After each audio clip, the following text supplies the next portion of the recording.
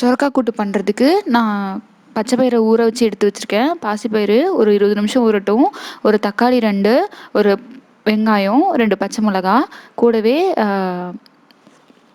கொஞ்சமாக சொரக்காய் வந்து சின்ன சின்னதாக கட் பண்ணி எடுத்திருக்கேன்.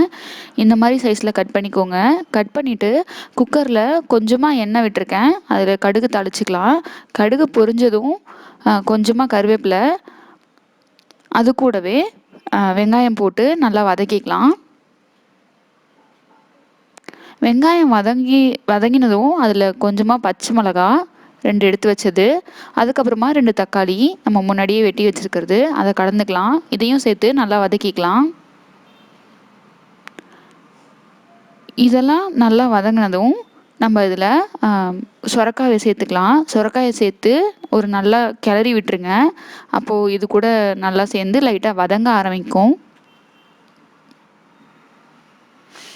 கூடவே கொஞ்சமாக மஞ்சள் தூள் ஒரு 1/4 டீஸ்பூன் அளவுக்கு, ஒரு 1 டீஸ்பூன் போல் வீட்டில் அரைச்ச மிளகாய் தூள், மிளகாய் மல்லி 2ம் சேர்த்தது. அது கூட இதுக்கு தேவையான அளவுக்கு உப்பு, நம்ம முன்னாடியே ஊற வச்சு எடுத்துருக்கிற பாசிப்பயிறு, இது எல்லாத்தையும் சேர்த்து தேவையான அளவுக்கு தண்ணி விட்டு நான் ஒரு 1.5 டம்ளர் போல் விட்டுருக்கேன். இது குக்கரில் மூடி விசில் விட்டுறலாம். மீடியம் இல்லைனா லோ ஃப்ளேமில் ஒரு 3 விசில் விட்டுருங்க. அப்போ நம்மளோட கூட்டு ரெடி ஆகிடும்.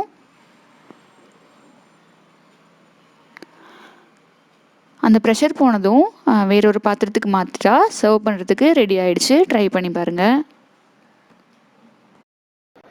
உங்களுக்கு வீடியோ பிடிச்சிருந்ததுன்னா எங்கள் சேனலை சப்ஸ்கிரைப் பண்ணுங்கள். பக்கத்தில் இருக்கிற பெல் பட்டனையும் ப்ரெஸ் பண்ணிக்கோங்க. உங்களுக்கு எங்களோட அப்டேட்ஸ் உடனடியாக வரும்.